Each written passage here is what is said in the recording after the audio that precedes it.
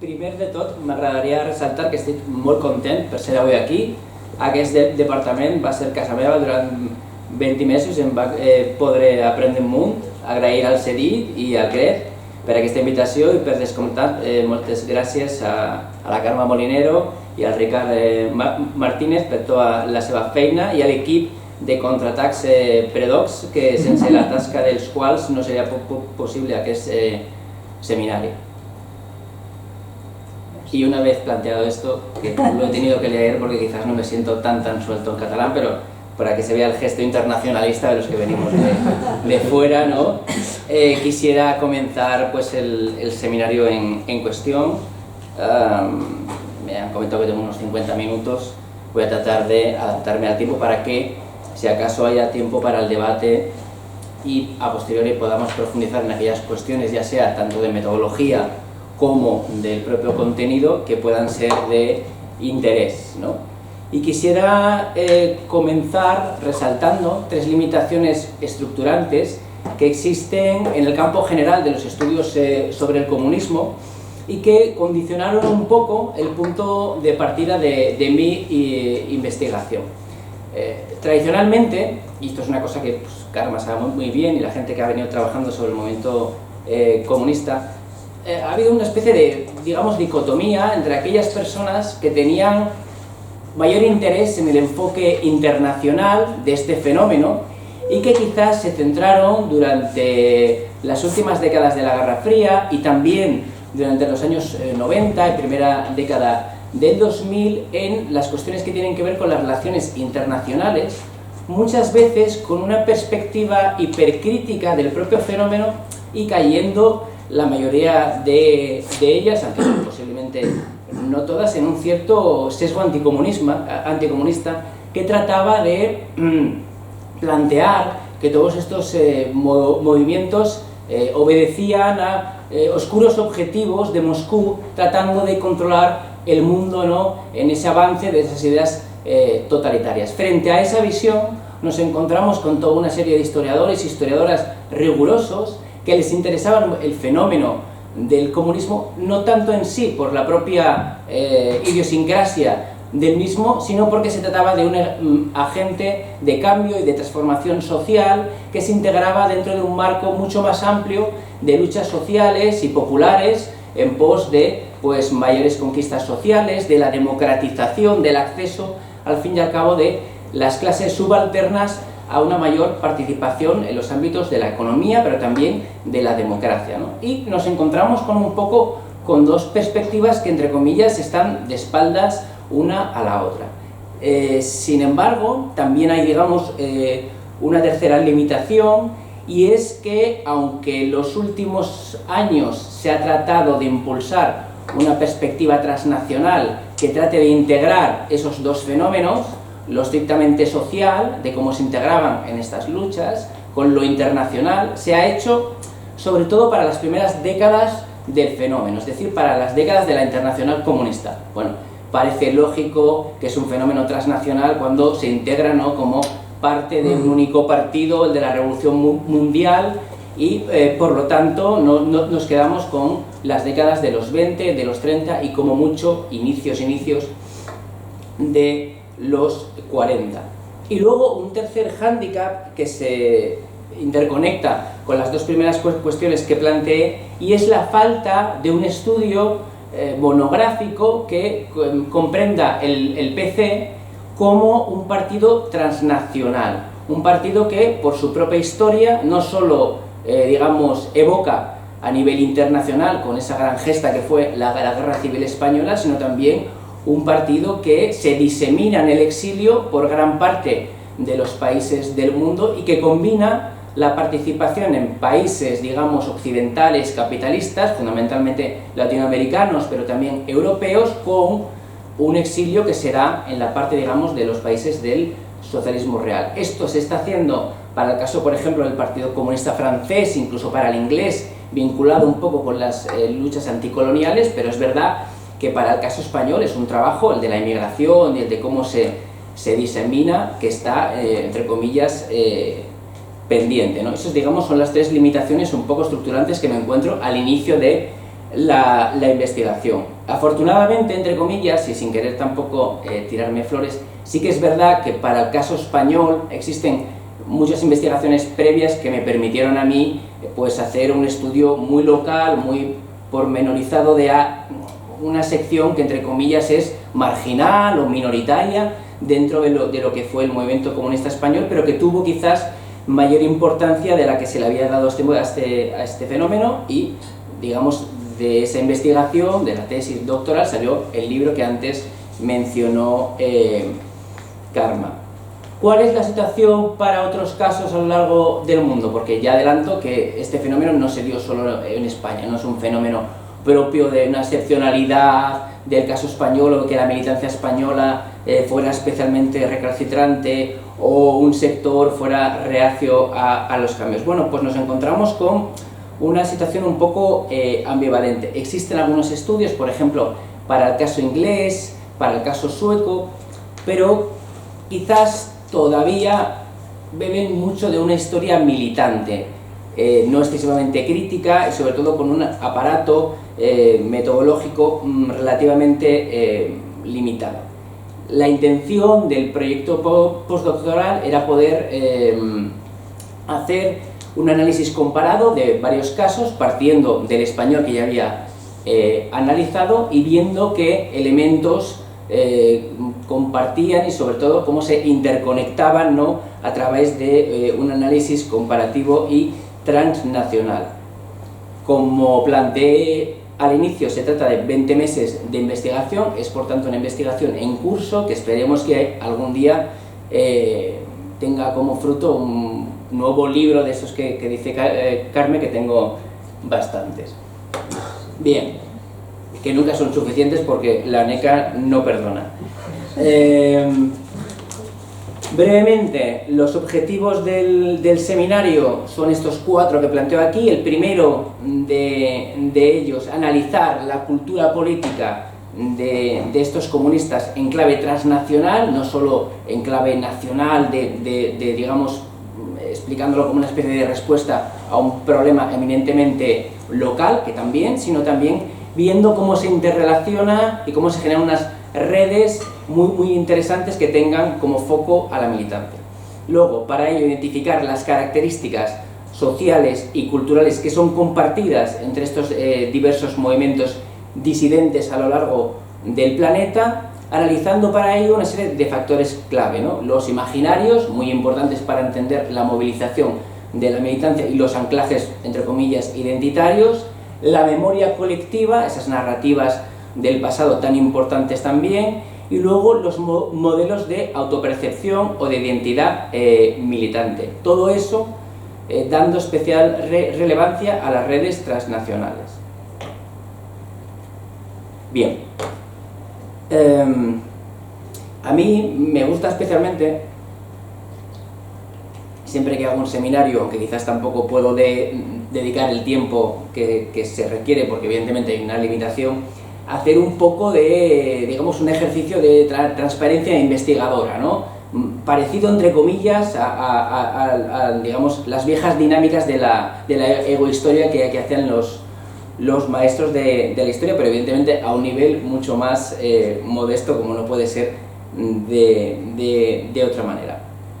Pues bueno, lo que me encuentro cuando finalizo mi tesis doctoral es que, bueno, que yo sabía lo que había pasado para el caso español, pero evidentemente me había ido encontrando con que, al parecer, este fenómeno se había articulado también en otros países. No parecía de forma clara hasta qué punto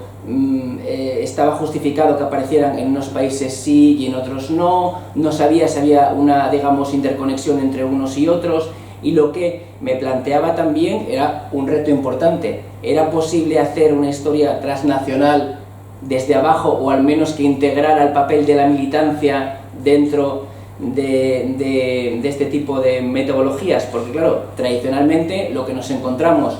cuando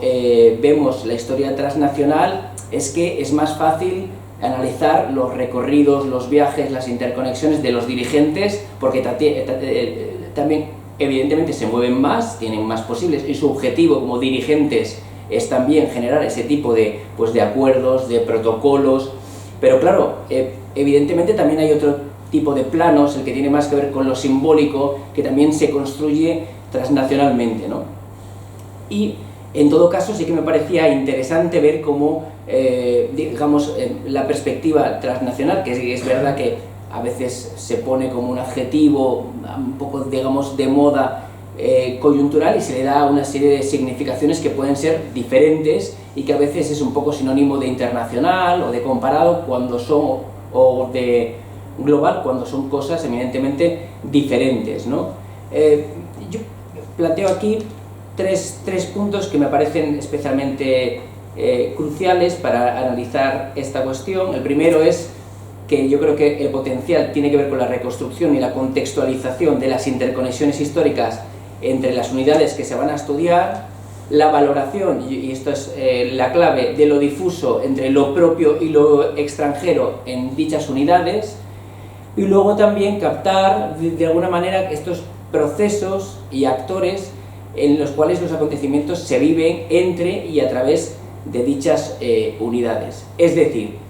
analizar un poco cuáles son las interconexiones y cómo se construyen espacios en común que muchas veces trascienden más allá de lo local, a pesar de que son procesos, entre comillas, de indigenización en los cuales acontecimientos internacionales o imaginarios internacionales se hacen propios de una realidad local que muchas veces poco tiene que ver con el origen. En este caso estamos hablando de la sociedad, por ejemplo, soviética, poco tiene que ver, por ejemplo, en el campo andaluz, por poner un ejemplo, ¿no? En todo caso, ya digo que las cuestiones metodológicas voy a pasar relativamente por encima. Si hay alguna cuestión que no se entiende o que se quiera que profundice, lo haría en la parte del coloquio más a debate, ¿no? También creo que era importante atender a la cuestión de la interdisciplinaridad. A veces los historiadores y las historiadoras tenemos poco desarrollado algún tipo de aparato metodológico que tengan que ver cómo se generan esas conciencias, que tienen que ver con los procesos de movilización, de generación de una agencia propia de las personas. Afortunadamente, otros campos como los estudios culturales, la antropología y la sociología sí que han desarrollado una metodología muy importante, y de ahí, digamos, de ese diálogo se puede apropiar elementos interesantes para el análisis histórico. Y luego también, en cuanto a la metodología, intentando hacer un poco de la necesidad virtud, utilizo una metodología fundamentalmente cualitativa, ¿no? ¿Por qué? Bueno, pues que hay un problema real de acceso a las fuentes. Es verdad que siempre es necesario adquirir una serie de pilares, entre comillas, cuantitativos, tiradas de periódicos, encuestas a la militancia, que permiten de alguna manera anclar a una serie de elementos más culturales o de los imaginarios, y que a veces son más difusos o más líquidos. Luego también es muy interesante el desarrollo de una perspectiva situada, que explicite los puntos de partida, que explicite incluso las motivaciones de los historiadores a la hora de poder investigar y reivindicar, en este caso, el papel de la militancia y su agencia, ¿no?, frente a visiones clásicas que se centran más en episodios concretos, en debates de carácter más político, en congresos, en dirigentes. Y todo esto, bueno, pues con el objetivo general de establecer los rostros, entre comillas, ¿no?, de esa multitud de militantes como sujeto colectivo, muy también en conexión con el contexto, porque muchas veces el problema es tratar de analizar este tipo de elementos de forma ahistórica, estática, cuando nos encontramos con que se trata de procesos que evolucionan, que son muy, muy complejos, y que de forma muy difícil vamos a poder encontrar arquetipos clásicos que no se mueven y que no tienen contradicciones entre sí.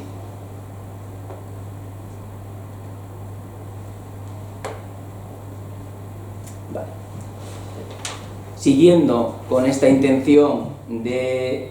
analizar, digamos, cómo es el proceso de investigación, sí que me gustaría también resaltar otra cuestión que tiene que ver con el proyecto postdoctoral, y es el problema de las fuentes. Acostumbrados a trabajar a nivel local, las fuentes siempre son mucho más accesibles. Es verdad que la inexistencia de muchos de estos partidos o movimientos en la actualidad dificultan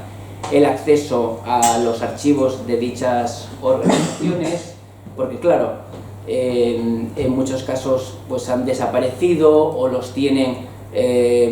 la militancia, y es difícil conectar, ¿no? Y que de alguna manera se genere un clima de confianza en el cual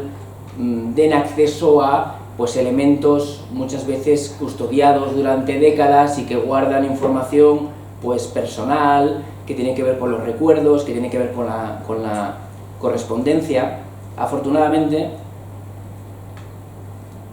el hecho de venir trabajando de forma monográfica durante unos 10 años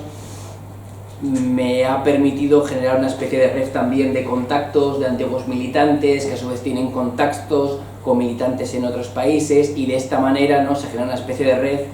que permite, mediante esta técnica de bola de nieve, adquirir un mayor acceso. En todo caso, sí que es verdad que durante los últimos años ha habido un fenómeno que tiene que ver con la digitalización de buena parte de los repositorios. Esto me ha permitido acceder a pues algunos repositorios, como por ejemplo que tiene que ver con el Partido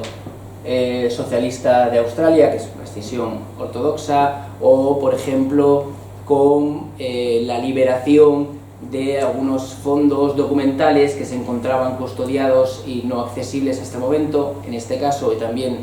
de ámbito catalán, destaca el archivo Josep Serradell,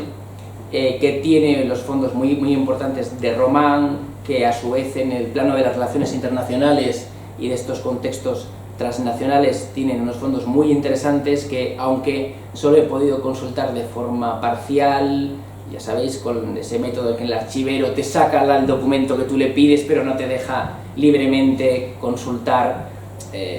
la caja, digamos, pero aún así he podido ir adquiriendo también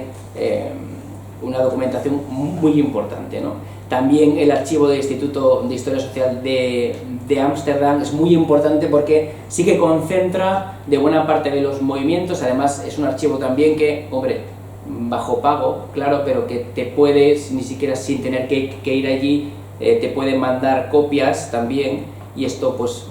facilita también. Por ejemplo, el archivo de Enrique Lister en el Centro Gavilla Verde está siendo digitalizado y me ha permitido acceder a una buena parte de la correspondencia y otra serie de fondos de dirigentes, también el archivo del Centro de Estudios de Movimiento Obrero y Socialista de México, etcétera, etcétera. A su vez, tienen un enorme potencial y están sin trabajar los fondos de los archivos de los partidos comunistas de Europa Oriental, tanto el germano oriental como el checo, como el polaco, el búlgaro. El soviético es un poco más difícil porque, habida cuenta de los problemas de relación actual entre España y Rusia por motivo de la guerra de Ucrania, se hace difícil. En este caso querría agradecer al colega historiador Georgi Filatov, que estuvo aquí hace relativamente poco y que me ha permitido, ¿no?, en base a esa red también y a ese intercambio de documentación, acceder a una serie de documentos que de otra manera sería imposible. Es verdad que sin el acceso y el avance tecnológico sería muy difícil, porque estamos hablando del checo, del búlgaro, del polaco, del alemán, que bueno, este es un poco más accesible, pero bueno, igualmente gracias a estos lectores OCR, a los traductores, a muchas veces también colegas que se tienen en estas latitudes, se permite también acceder a un volumen ingente de documentación. Y siempre, y esto es lo importante, en este caso basándome en la combinación de fuentes, no solo archivísticas y hemerográficas, sino también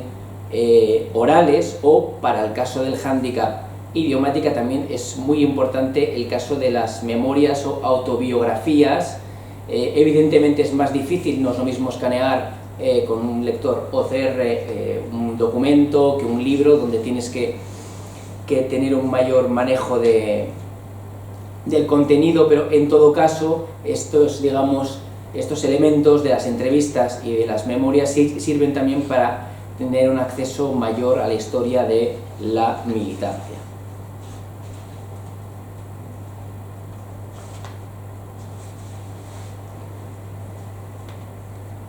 tengo claro, quizás pasa algo con el mando. Espera, sí, a ver. Perdón, estas las cosas de la tecnología. Bueno, y ahora entrando un poco más en materia, una vez planteado cuestiones transversales. Bueno. Esto no tenía que pasar. Vale, ya está. Sí.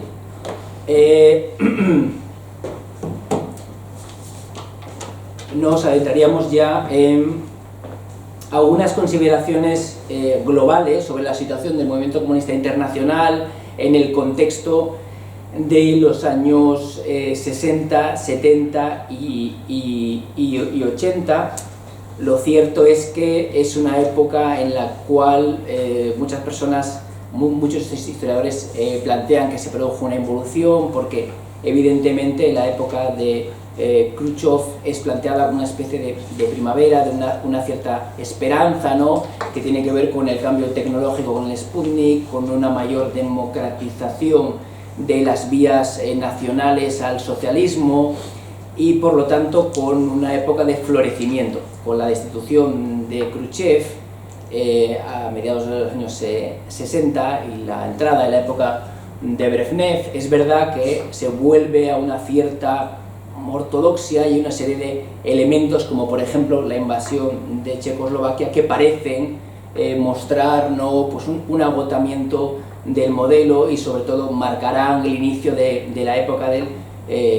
policentrismo. Pero sí que es verdad que también es considerada como una época de una mayor ortodoxia. Por ejemplo, en el plano de las relaciones internacionales, Lili Marcoux viene a plantear que para el periodo que va del 47, es decir, de la forma previa con la disolución de la Cominform, hasta el 76, hay una serie de inercias que tardan un poco, digamos, en desaparecer. Habla de una historia de costumbres. Willie Thompson, el historiador de la escuela de historiadores del Partido Comunista de Gran Bretaña, habla de que es una época de reafirmación ortodoxa, porque en el contexto de la pugna chino-soviética es verdad que los soviéticos tratan de alguna manera, entre comillas, rearmarse ideológicamente, de defenderse frente a esas acusaciones de reformismo o de revisionismo, y por lo tanto tratan también de marcar diferencias y ciertas críticas con esa visión de las vías pacíficas al socialismo. Una serie de conferencias van a empezar a deslindar sus críticas en torno a lo que se considerará el izquierdismo, que se ha identificado fundamentalmente con el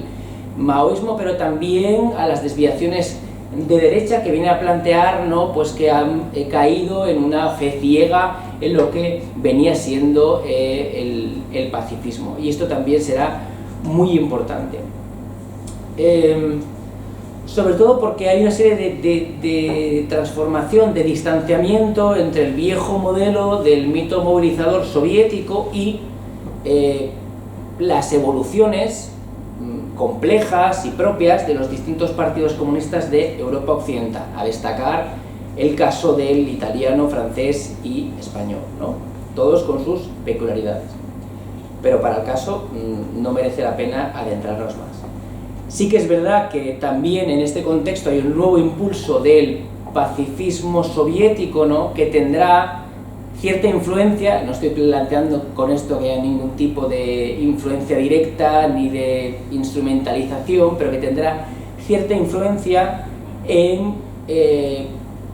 todo el movimiento contrario a la instalación de misiles Pershing, el movimiento contra la OTAN en distintos países, y no solo en España, ¿no?, en este contexto de finales de los 70 y principios de los 80, y que nutrirá el imaginario de un sector, aunque minoritario, de los comunistas de estos países. En todo caso, en este contexto se producen dos elementos que para mí son clave, ¿no?, que tienen que ver con el fin de esa norma de un país, un partido. En primer lugar, la radicalización de algunos sectores de los partidos socialistas, que entran en una especie de proceso de adhesión de cierta parte de la identidad comunista, como es el caso, por ejemplo, más conocido de la escisión del Partido Socialista Italiano con el Partido Socialista Italiano de Unidad Proletaria, pero también en México con la radicalización de esa izquierda cardenista, ¿no? A partir del año 60 el Partido Popular se convierte en Partido Popular Socialista, y también es un partido aparentemente marxista-leninista y que está a favor del internacionalismo proletario. También el caso de Chile, donde el Partido Socialista chileno también aparentemente es marxista-leninista, está a favor del internacionalismo proletario. Incluso el MAPU, que es otro de los partidos que está en la Unidad Popular, también se define en estos parámetros, ¿no? Y luego ya, digamos, al final del proceso de los años 70 sí que se va a producir pues una condena por parte del comunismo soviético, del eurocomunismo, fundamentalmente por las críticas que perciben que se está haciendo, y una flexibilización mayor del reconocimiento de otros movimientos que en coyunturas muy concretas va a pasar a su progresiva reconocimiento. Vale. Y ya entramos ya, una vez vistas las cuestiones generales, ya en materia de verdad, entre comillas. Vale. ¿Qué tienen en común los comunistas de buena parte del mundo que, de forma normalmente minoritaria, vienen a reivindicar un movimiento disidente en el cual la identidad va a jugar un papel clave? Bueno, pues tienen en común bastantes cuestiones. En términos generales, se producen en toda una serie de países un fenómeno de estigmatización por parte fundamentalmente de la prensa, pero también de sus adversarios políticos del momento, siempre con el mismo tipo de rasgos estereotipados, ¿no? Se trataría de comunistas a los cuales, digamos, se les ha parado el reloj, hablando coloquialmente, personas que no son conscientes de la evolución de las sociedades en las cuales viven, personas que tienen una nula participación en los movimientos sociales y populares, que luchan por una mayor justicia social y por los procesos de democratización real de estas sociedades capitalistas, y que en todo caso se presupone que operan bajo algún tipo de órdenes secretas de Moscú, que en esta coyuntura de Guerra Fría los utiliza como una especie de soft power, ¿no? Un elemento de presión en determinado momento. De ahí que se les etiquete normalmente como prosoviéticos en el caso español, afganos para el caso catalán en esta coyuntura del V Congreso del SUC y la formación del PCC, pero también, por ejemplo, para el caso mexicano como dinos, de dinosaurios, frente a renos, que son los renovadores en la coyuntura de los debates que se dan antes de la disolución del Partido Comunista Mexicano y la formación del Partido Socialista Unificado de México. También tanquis para el caso anglosajón, no solo inglés sino también australiano, y que evidentemente evoca a la participación de los tanques tanto en Hungría como en Checoslovaquia, ¿no?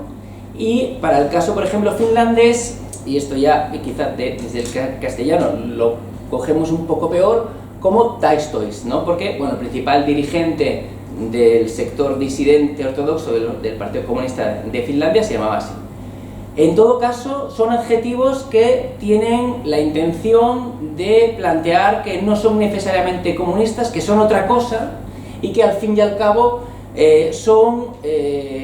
peones en este juego de la Guerra Fría, ¿no? Que no tienen capacidad de agencia, que no tienen capacidad de participación en las luchas populares del momento, y que de alguna manera son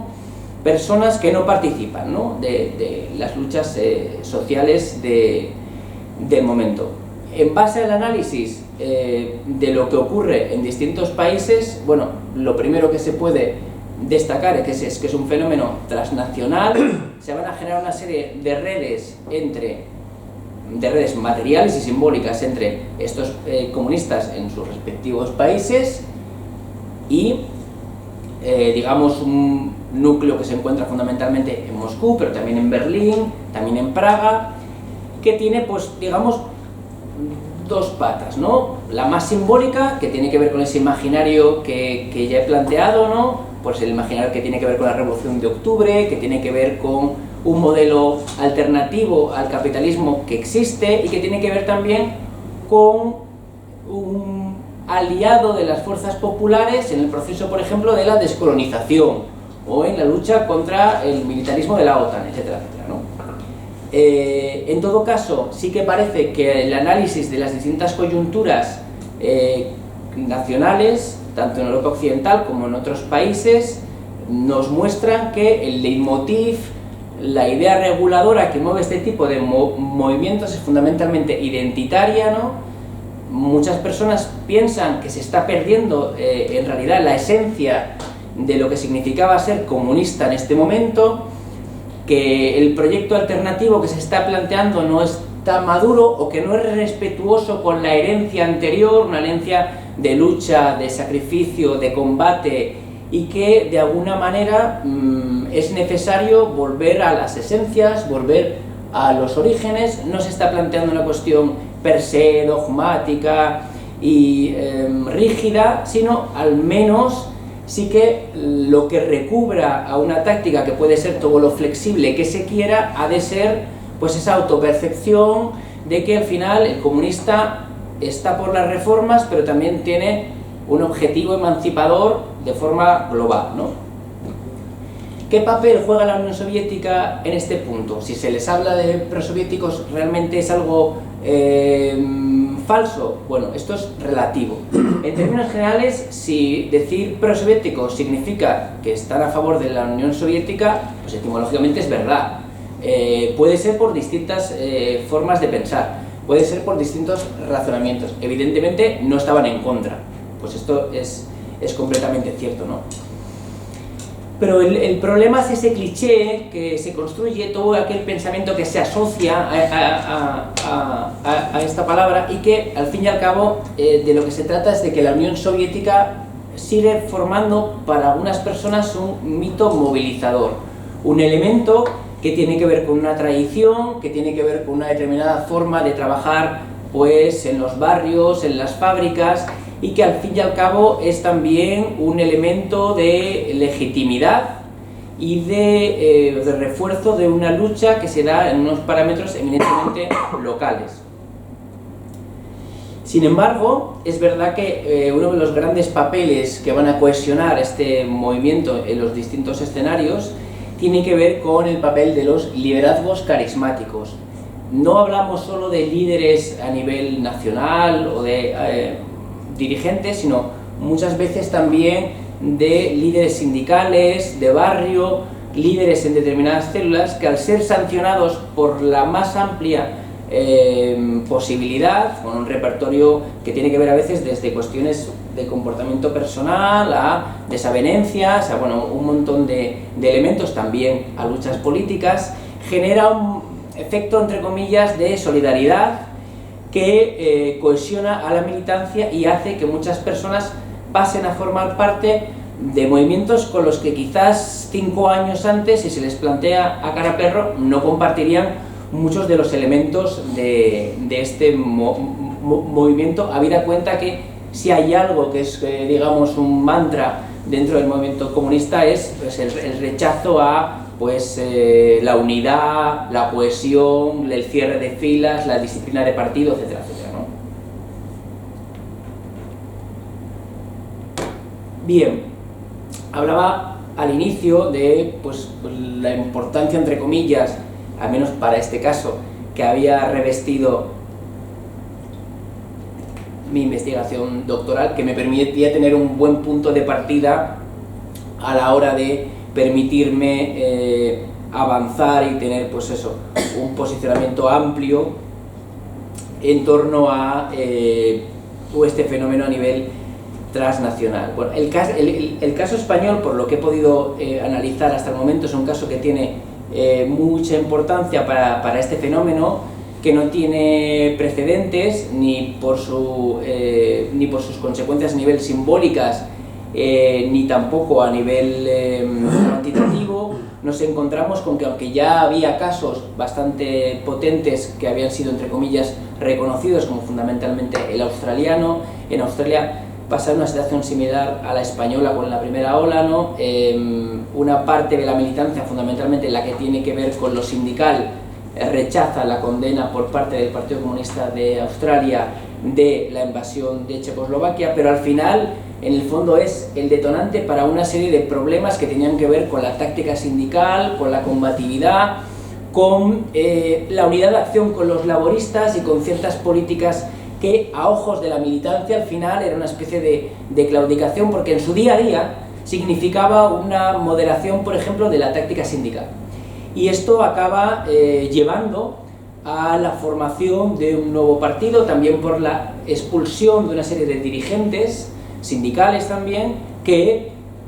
desencadena un movimiento amplio de solidaridad con las sanciones y la formación de un nuevo partido que, paradójicamente, pese a que reivindicaban la ortodoxia comunista, se llama Socialist Party, que no deja de ser una cosa que igual pensamos que es algo de la actualidad, pero no, también hay comunistas que se reivindican como socialistas de forma amplia, ¿no? Este partido sí que va a ser reconocido en una época muy temprana, como 1971, lo cual es una rara avis,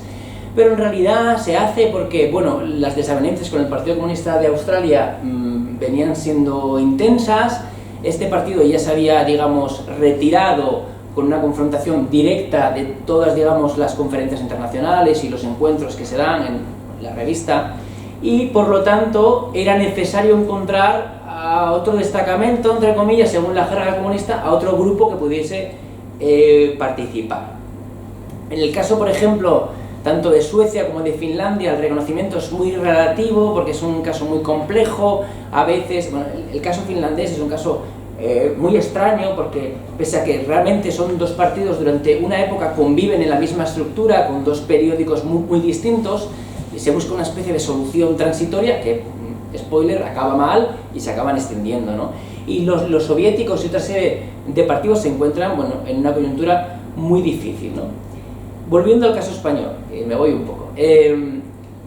va a tener una amplia repercusión, sobre todo en esa tercera ola, que tiene que ver con la crisis del eurocomunismo, ¿no? Y que una de las expresiones, probablemente tampoco la mayoritaria, que sea la gente que se fue a su casa, acaba formando una serie de partidos, como son el Partido de los Comunistas de Cataluña y el PCP, el Partido Comunista de los Pueblos de España. Cuando esto último sucede, en 1984, hay una serie de críticas muy amplias por parte, por ejemplo, del Partido Comunista japonés, que en su revista Akata, probablemente no se pronuncia así, siento ser alguien que sepa japonés en la sala, elabora un documento muy amplio que publica, en el que critica esta posición por parte de los soviéticos. El Partido Comunista Italiano también va a hacer un análisis muy amplio, tiene amplios contactos, es un partido que ya lleva años investigando a fondo la propia disidencia que hay en su partido, infiltrando incluso a militantes que hacen informes de las reuniones, de los actos, que a pesar de que es un partido amplio y potente, y la disidencia en el caso italiano, entre comillas, es pequeña y en todo caso no se plantea romper, está muy preocupado por las consecuencias que esto puede tener, ¿no? Y a su vez, los elementos disidentes en cada país ven este reconocimiento como un movimiento ilusionante que de alguna manera podría ser una hoja de ruta para sus respectivas experiencias. Sin embargo, es verdad que el reconocimiento que se da es relativamente parcial, porque si bien es verdad, aquí vemos a Ángela Davis en la fiesta de Avant en Barcelona, es verdad que la mayoría de los partidos van a reconocer al Partido Comunista de los Pueblos de España y al PCC no lo hacen todos. El caso cubano es de los más llamativos, el búlgaro también, ahí con una gestión de Gerardo Iglesias in extremis, pero tampoco reconoce el Partido Comunista, bueno, socialista húngaro, tampoco van a reconocer, por supuesto, ni el yugoslavo ni el rumano, que están ya en otra dinámica. Y en el caso de la revista internacional, donde en teoría cada país enviaba a un delegado, no consiguen tampoco enviar a alguien, ¿no? Yendo a la cuestión de las redes transnacionales, y aquí yo creo que tengo que poner en valor los fondos de Román en el archivo, nos encontramos con que, por ejemplo, para la altura de septiembre de 1985, el PCP, PC. En ese momento, había gestionado 432 viajes que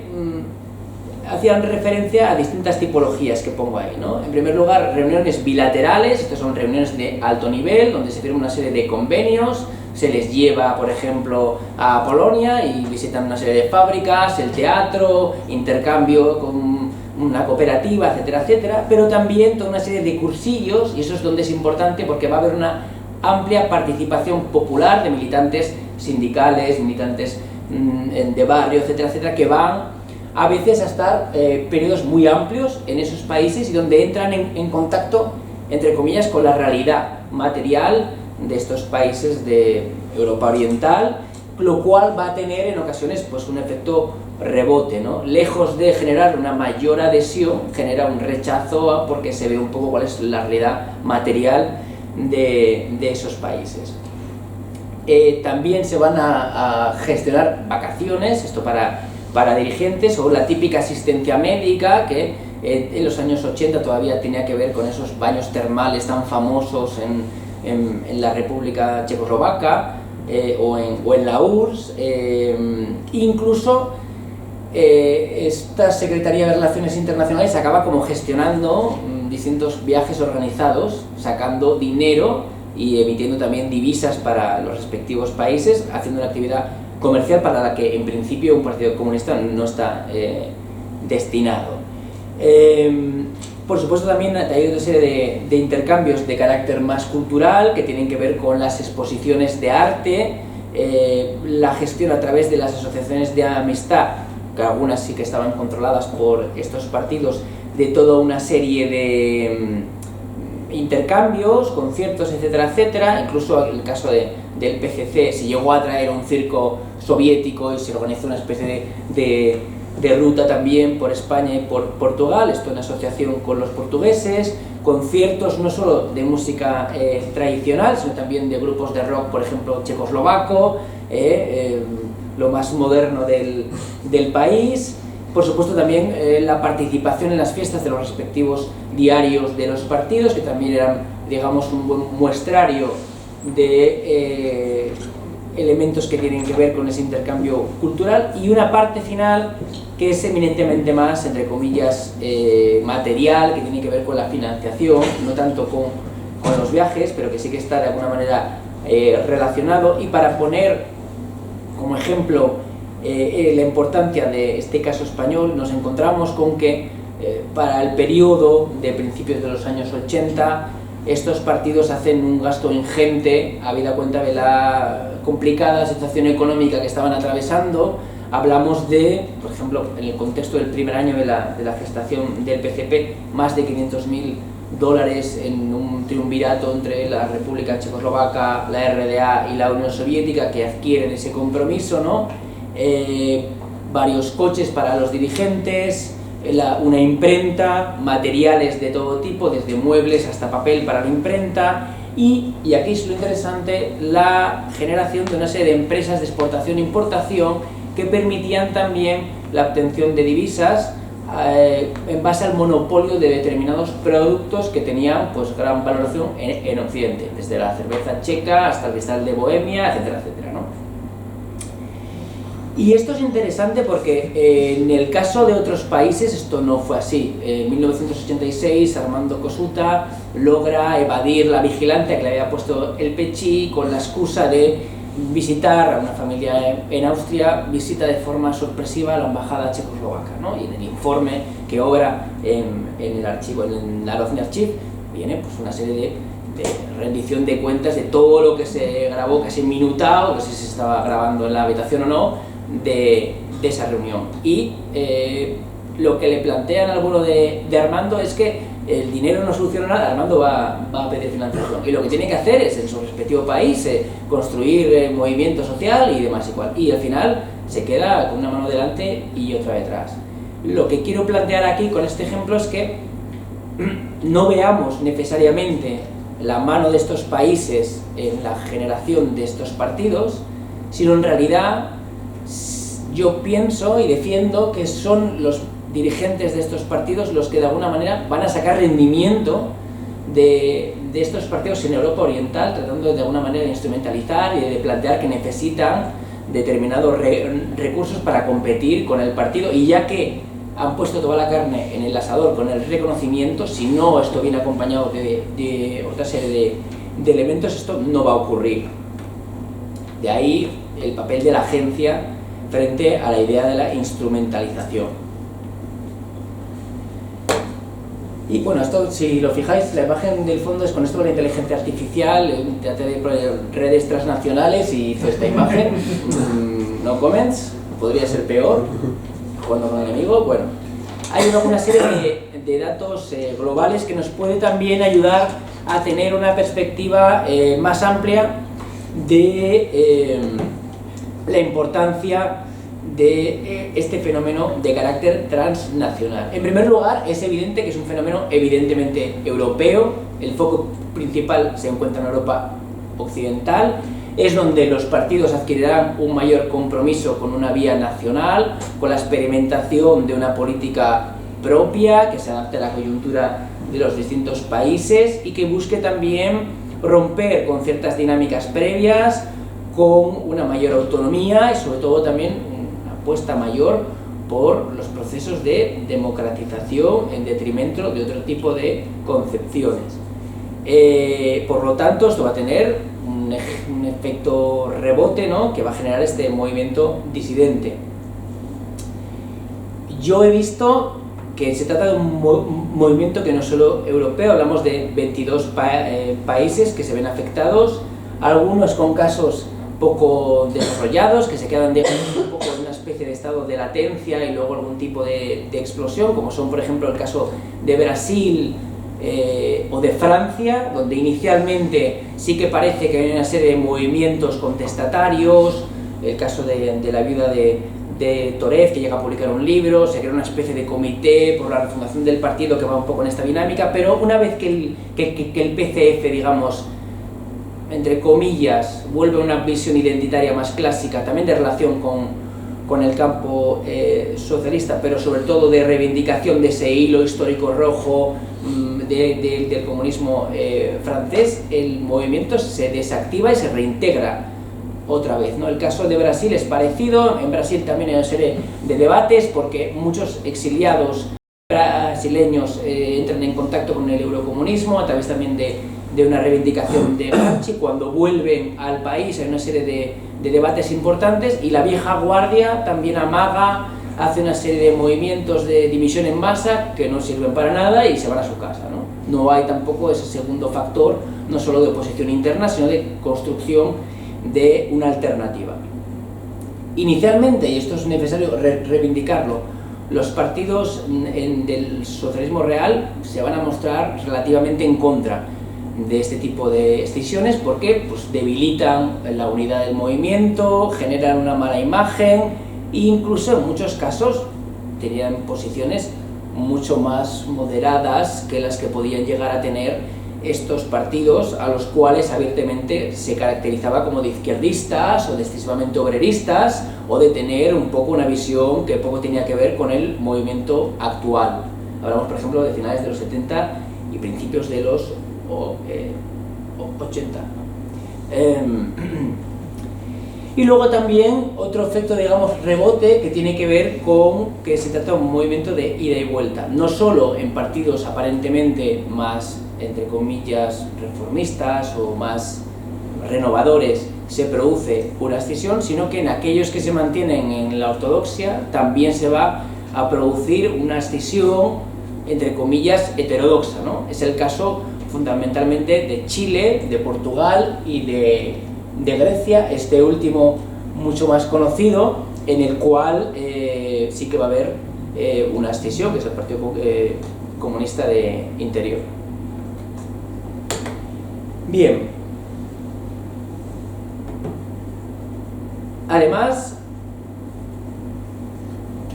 es necesario también establecer, un poco parafraseando a Perry Anderson, cuál es la clave del movimiento fundador, ¿no? Es un origen fundamentalmente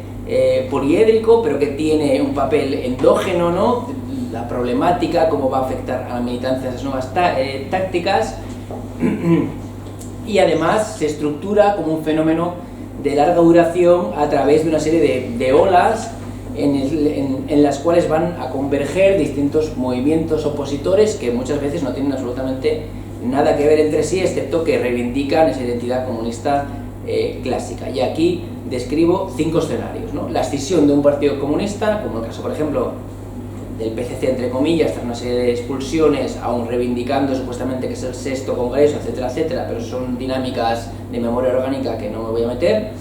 La evolución de un partido previamente separado, como el caso, por ejemplo, de Japón, con el Partido Comunista de Japón, la Voz de Japón, que se separa tras la expulsión del que había sido el secretario general por una cuestión que tiene que ver con la defensa o no del rearme del propio Japón,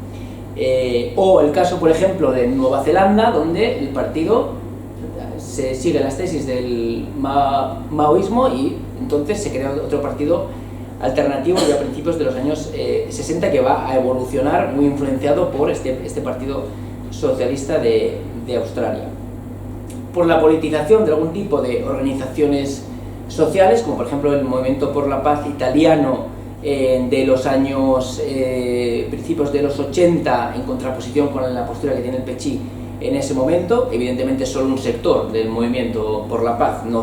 es el movimiento como tal, ¿no? Pero sí que va a evolucionar el Movimiento por la Paz y el socialismo del general Nino Pasti, ¿no? Que había sido general de la OTAN en su momento y que luego había sido senador independiente del PCI. La fusión de varios grupos o plataformas, como sería el caso del PCP o el movimiento de los comunistas en Bélgica, donde reaparece Gripal, que había sido fundador del primer partido maoísta en Europa, o la combinación de toda una serie de supuestos.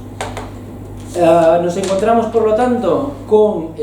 un fenómeno que es eminentemente transnacional. Sabemos que este giro historiográfico que se viene planteando en las últimas décadas tiene evidentemente muchos límites, que puede resultar un poco como una moda, pero al mismo tiempo es interesante porque analiza esos espacios de interconexión o de interrelación entre distintos movimientos que operan en un eje este-oeste, pero también en paralelo entre sí, porque sí que es verdad que hay encuentros, hay viajes, hay asistencia a congresos y genera una especie de movimiento interesante, ¿no?, de relaciones entre ellos.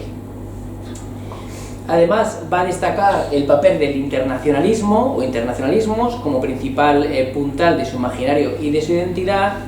y ahí es importante el papel de esas estructuras globales como la revista, como la Federación Democrática Internacional de Mujeres, la Federación Sindical Mundial, Consejo Mundial de la Paz, etcétera, etcétera,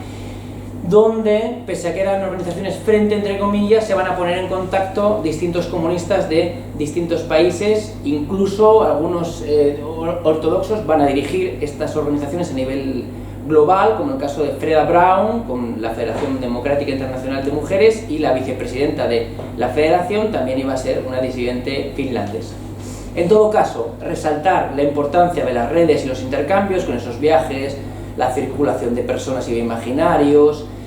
resaltando que el movimiento, aun en su etapa de decadencia, entre comillas, y de aletargamiento, nunca dejó de ser global, que hubo intercambios, que hubo festivales mundiales de la juventud, tanto el de La Habana como el de Berlín en 73, era una especie como el Woodstock comunista, ¿no?, y que ese tipo de elementos siguieron existiendo. Al mismo tiempo, aunque evidentemente tiene mucho riesgo, es interesante reivindicar el papel de su cultura política. Es verdad que existe el riesgo de pensar, ¿no?, de una forma de razonamiento circular omnicomprensivo. Actuaban así porque eran de esa cultura política en vez de al revés, ¿no? Sus determinadas condiciones materiales y sociales les podían hacer que tuvieron una serie de ideales, de imaginarios, de ritualidad, no al revés. En todo caso, como se trataba de un movimiento que reivindicaba la ortodoxia identitaria, hay un gran mimetismo con los partidos comunistas, cuesta a veces diferenciarlos, cuesta a veces entender por qué esa obsesión por reivindicarse como los verdaderos partidos, incluso copiando siglas, etcétera, etcétera. Pero lo cierto es que, aunque trates de recuperar elementos en desuso, si lo haces en un tiempo presente, además con la competencia de otro tipo de partidos, nunca podrás ser lo que se fue en el pasado, no serás, al fin y al cabo, otra cosa. Para ello utilizaba una serie de elementos simbólicos de fácil identificación, la bandera roja, Lenin, los imaginarios soviéticos, el obrerismo, en el caso español, por ejemplo, la causa republicana, ¿no? Y además son elementos que en realidad, por muy, entre comillas, reformista que fueras, si eras militante, ibas a conocer, ¿no? Porque se trataba de una simbología, de un lenguaje y una ritualidad pues clásica, que evidentemente no había evolucionado demasiado, aunque se había tamizado distintos elementos a partir de los años 60. Ya voy finalizando, que es que voy un poco justo con el tiempo, tampoco me quiero exceder. Otro elemento, aparte de la cultura política y que está en relación directa, es la cuestión de la memoria. Todos los comunistas, es verdad que tienen un fuerte sentido del pasado, se ha planteado ya por algunos historiadores que hay una omnipresencia de la historia en el caso de la militancia comunista. Es verdad que hay una cierta fijación con la continuación de un hilo rojo, es un elemento, por supuesto, autolegitimador, esa sensación de pertenecer a una especie de fuerzas sanas frente a la desviación de continuadores de esa tradición de lucha, de sacrificio, con un noble objetivo, la emancipación de la humanidad, etcétera, etcétera. Constituyen este tipo de movimientos comunidades de memoria, ¿no? Porque por una parte se van a construir memorias orgánicas por parte de las propias organizaciones, ¿no? Relatos del pasado que van a tratar de justificar su aparición, pero digamos de carácter más partidario, y luego también una serie de memorias colectivas donde se interrelaciona más lo personal con lo político y donde, pues, aunque había personas que, digamos, habían entrado a militar relativamente hacía poco, había otros dirigentes o militantes que llevaban décadas, ¿no?, de lucha comunista, inicialmente en los partidos oficiales, y que de alguna manera su presencia allí reforzaba esa idea de legitimidad, esa idea de continuación de la tradición. Rueda Lafont viene a plantear que este tipo de disidencias constituyen una contramemoria porque combate de alguna manera las políticas de memoria oficiales en la época del eurocomunismo. Es verdad que van a reivindicar elementos que se han ido cayendo en desuso, ¿no?, que tienen que ver con la época de los frentes populares, que tienen que ver también con la inmediata posguerra, me refiero a la posguerra mundial, en el caso europeo, ¿no?, y que tiene que ver con, pues, aquellas tradiciones que, pues, igual en determinadas coyunturas contemporáneas son un poco más incómodas. Por supuesto, también muy importante el papel de los dirigentes como hombres memoria, ¿no?, el caso de Vicente Lombardo para México, de Lister para España, la viuda de Torez para el caso francés, y otra serie de dirigentes que son elementos también que tienen que ver con esa presencia, con ese liderazgo que evidentemente se asocia, pues, a la combatividad de los momentos difíciles, etcétera, etcétera. Y por último, ya prometo que finalizo, entraríamos en la etapa de las principales conclusiones que me gustaría resaltar. Aquí he puesto 5, ¿no? En primer lugar, que se trata de una corriente que se articula a nivel global, no solo es el caso español, no es que la crisis del comunismo español sea especialmente grave y truculenta, que ha permitido la pervivencia de elementos más ortodoxos. No, es un fenómeno que ocurre en la mayor parte de los partidos, aquellos que apostaron por una política de renovación, no es por tanto una rara avis, y además se articula dentro de estas relaciones transnacionales entre distintos países y también de dos ejes, ¿no? El este-oeste, porque el bloque socialista, aún en decadencia, entre comillas, sigue existiendo y tiene un papel importante, y luego también entre los distintos países occidentales o no comunistas, al fin y al cabo. que se trata de un movimiento con una gran heterogeneidad interna, donde van a converger personas que tienen trayectorias muy diferentes, con intereses quizás diferentes, pero que en alguna coyuntura van a converger por esa necesidad de reivindicar, pues bueno, una vuelta entre comillas a las esencias, aunque sea de forma coyuntural, quizá porque se piensa que se está avanzando demasiado rápido, ¿no? Que constituye una subcultura del movimiento, de la cultura política del comunismo. No llegan a plantear algo completamente alternativo, son los mismos rasgos, pero claro, al plantearlos en una coyuntura distinta no pueden ser lo mismo, ¿no? De ahí el mimetismo con los partidos comunistas nacionales. Y por último, esa importancia de las redes cuyo centro simbólico, también a veces material, sigue siendo la Unión Soviética. Y ya.